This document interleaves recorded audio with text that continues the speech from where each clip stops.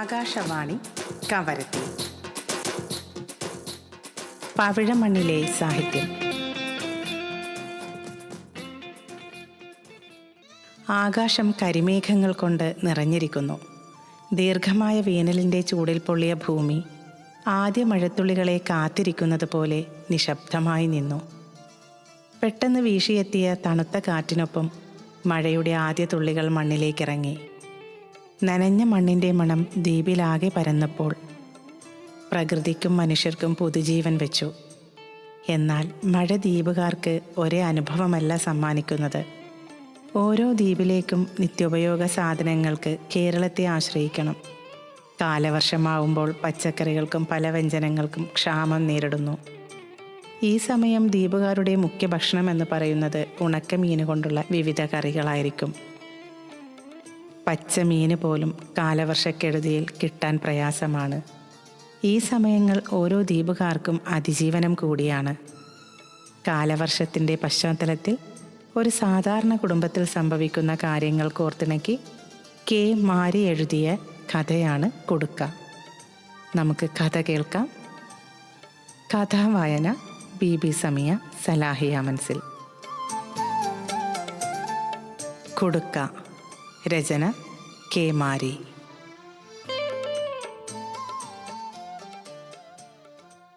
ഞായറാഴ്ച ആയതിനാൽ ഓഫീസ് അവധിയാണ്. സമയം രാവിലെ 10 മണി കഴിഞ്ഞു കാണും. കഞ്ഞി കുടിച്ചു കഴിഞ്ഞ് ഒരു റാണി ബീഡി പുകച്ചിരിക്കുമ്പോഴാണ് കെട്ടിയോളുടെ പരാതി കേട്ടത്. എത്ര നാളായി നമ്മുടെ കുട്ടികൾ നല്ലവണ്ണം ചോറ് കഴിച്ചിട്ട്, ഇന്നെങ്കിലും മീൻ കിട്ടുമോ എന്ന് നോക്കിക്കൂടെ? അവളുടെ സംസാരം കേട്ടാൽ തോന്നും ഞാൻ മീൻ കിട്ടിയിട്ട് വാങ്ങിക്കാതെ വരുന്നതാണെന്ന്. എല്ലാ ദിവസവും വൈകുന്നേരം കടപ്പുറത്ത് പോയിട്ടാണ് വരുന്നത്. കിട്ടണ്ടേ?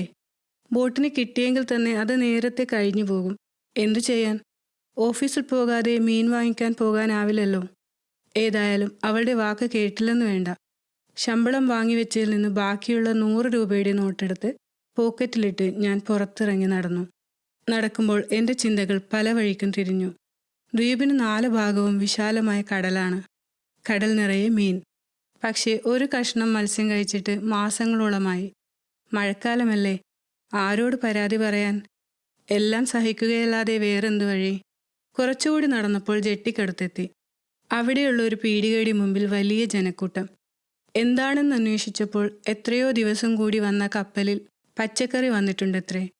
മിശ്ര ബുക്കായതിനാൽ പച്ചക്കറിയെങ്കിലും കിട്ടുമോ എന്ന് നോക്കിക്കളയാം. അങ്ങനെ ഞാനും അവരോടൊപ്പം കൂടി. ചിലർക്ക് വെറും തക്കാളി, മറ്റു ചിലർക്ക് വെണ്ടക്ക മാത്രം. എല്ലാറ്റിൻ്റെയും വിലയാണെങ്കിൽ പറയേണ്ട. എന്ത് വില കൊടുത്തും ആവശ്യക്കാർ വാങ്ങുമല്ലോ. ജീവൻ നിലനിർത്തണ്ടേ? ഏതാനും ചില പീടികക്കാർ കരയിൽ നിന്നും അയിലയും മത്തിയും കൊണ്ടുവന്നു. അതും പെട്ടെന്ന് കച്ചവടം കഴിഞ്ഞു.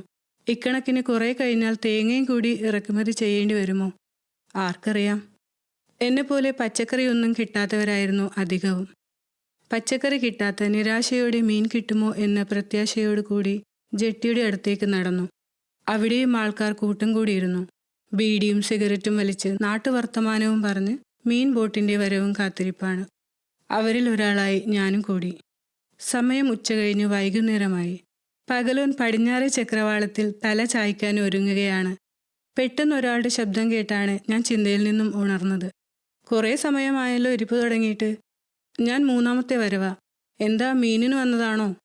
അവൻ്റെ ചോദ്യം കേട്ടപ്പോൾ എനിക്ക് ചിരിയാണ് വന്നത്. ആരെങ്കിലും രാവിലെ മുതൽ വൈകുന്നേരം വരെ വെറുതെ കടപ്പുറത്തിരിക്കുമോ? ഞാൻ കൂടുതലൊന്നും പറഞ്ഞില്ല. ഒന്ന് മൂളുക മാത്രം ചെയ്തു. അവൻ തുടർന്നു പറഞ്ഞു, ഞങ്ങൾക്ക് ഇന്നലത്തെ പ്ലെയിനിൽ മീനും പച്ചക്കറിയും എല്ലാം കിട്ടിയിട്ടുണ്ട്. വീട്ടിൽ ഫ്രിഡ്ജ് ഫുള്ളാ. ഞാൻ TV കണ്ടിരുന്നു മടുപ്പ് തോന്നിയതിനാൽ ബൈക്കിലൊന്ന് കറങ്ങാൻ ഇറങ്ങിയതാ. വാ, നമുക്ക് ഹോട്ടലിൽ കയറി എന്തെങ്കിലും കഴിക്കാം. നല്ല വിശപ്പുണ്ടെങ്കിലും ഞാൻ വേണ്ടെന്ന് പറഞ്ഞ് അവനിൽ നിന്നും ഒഴിഞ്ഞു മാറി. അപ്പോഴേക്കും മീൻപിടുത്തം കഴിഞ്ഞ് ഒരു ബോട്ട് വന്ന് ജെട്ടിക്കടുത്തു നിന്നു. എല്ലാവരും അങ്ങോട്ട് പാഞ്ഞു. ഞാനും അവരോടൊപ്പം പാഞ്ഞു. ബോട്ട് ജെട്ടിയുടെ തൂണിൽ കെട്ടി. കുറെ കഴിഞ്ഞ് വിൽക്കാനുള്ള മീനുമായി ഒരാൾ ബോട്ടിൻ്റെ ഒരറ്റത്ത് വന്നു നിന്നു. അയാൾ കൂടി നിന്ന ആൾക്കാരെ ഒന്ന് നിരീക്ഷിച്ചു. കയ്യിൽ ചുരുട്ടിപ്പിടിച്ച നോട്ടുകളുമായി ഒരുപാട് കൈകൾ അയാളുടെ പേര് പറഞ്ഞു വിളിച്ചു. മറ്റു ചിലർ അയാളുടെ ഓമന പേര് വിളിച്ചു. എല്ലാവരുടെയും ആവശ്യം ഒന്നു തന്നെ. അയാൾ ആൾക്കാരെ ഓരോരുത്തരായി നിരീക്ഷിച്ച ശേഷം ഇടയിൽ നിന്നും ചിലരുടെ കയ്യിൽ നിന്ന് പണം വാങ്ങി അവർക്ക് മീൻ കൊടുത്തു. മീൻ കിട്ടുന്ന കാലത്ത് 5 രൂപയ്ക്ക് കൊടുത്ത ചൂരയ്ക്ക് ഇപ്പോൾ വില 40 രൂപയാണ്. 400 രൂപയായാലും ആവശ്യക്കാർ വാങ്ങിക്കാതിരിക്കില്ലല്ലോ. എല്ലാവർക്കും ബോട്ടിൽ പോയി മീൻ പിടിക്കാൻ കഴിവില്ലല്ലോ. എന്നുവെച്ചാൽ എല്ലാം കാണുക തന്നെ. പിന്നെയും 2-3 ബോട്ടുകൾ വന്നു. അവരുടെയും മീൻ കച്ചവടം കഴിഞ്ഞു. കിട്ടാത്തവർ കൂടുതൽ. അവസാനം ചൂരയ്ക്ക് പോയ ഒരു ബോട്ട് കൂടി വന്നു. ആ ബോട്ട് ജെട്ടിയിൽ അടുത്തില്ല.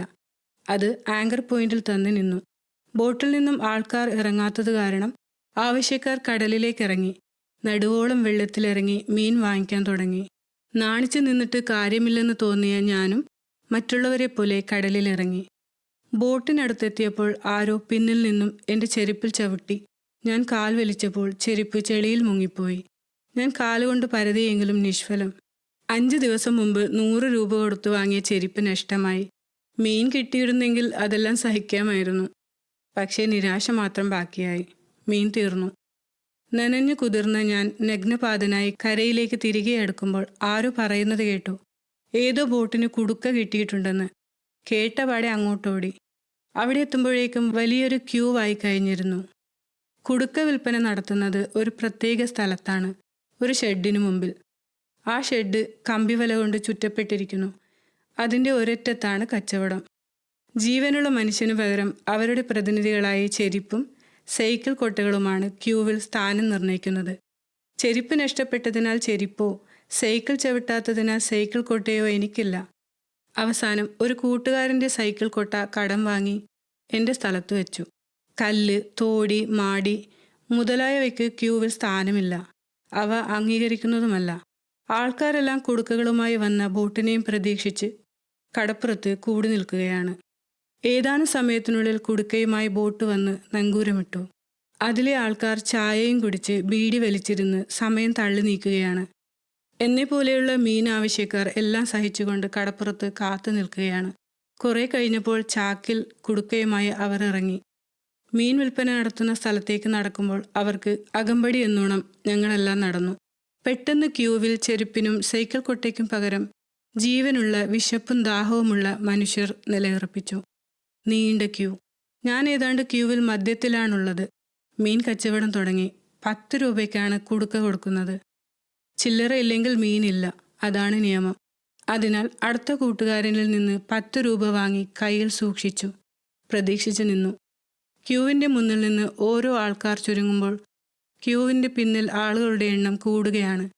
ക്യൂവിൻ്റെ ഇടയിൽ കടന്നുകൂടുവാനോ ആരെയെങ്കിലും കടത്തുവാനോ പാടുള്ളതല്ല. അത് ശിക്ഷാർഹമാണ്. എൻ്റെ മുമ്പിൽ ഇനി കുറച്ചു പേരെ മീൻ കിട്ടാൻ ബാക്കിയുള്ളൂ.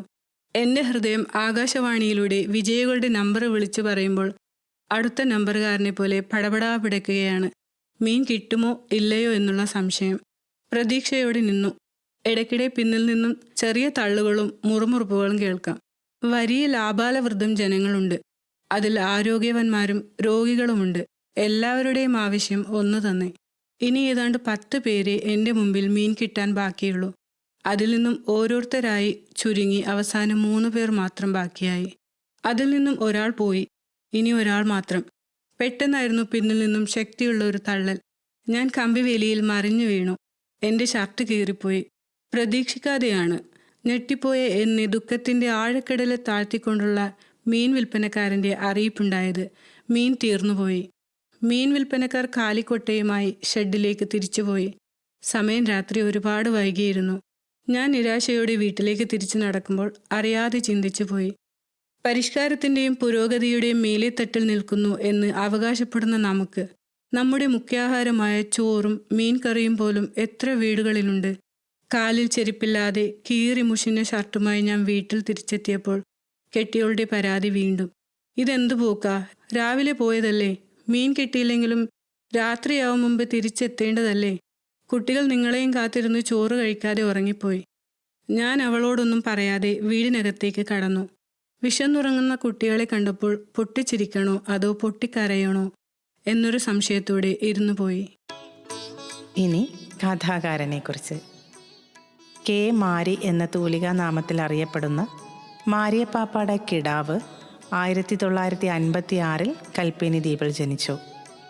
ലക്ഷദ്വീപിലെ പൊതുമരാമത്ത് വകുപ്പിൽ ഉദ്യോഗസ്ഥനായിരുന്നു. 2010 അദ്ദേഹം അന്തരിച്ചു.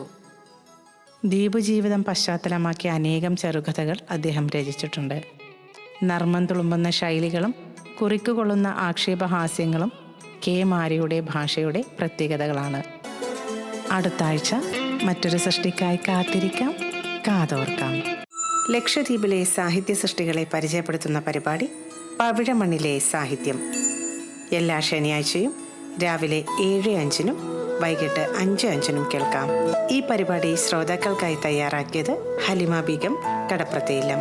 വീണ്ടും കേട്ടുമുട്ടും വരെ നന്ദി, നമസ്കാരം.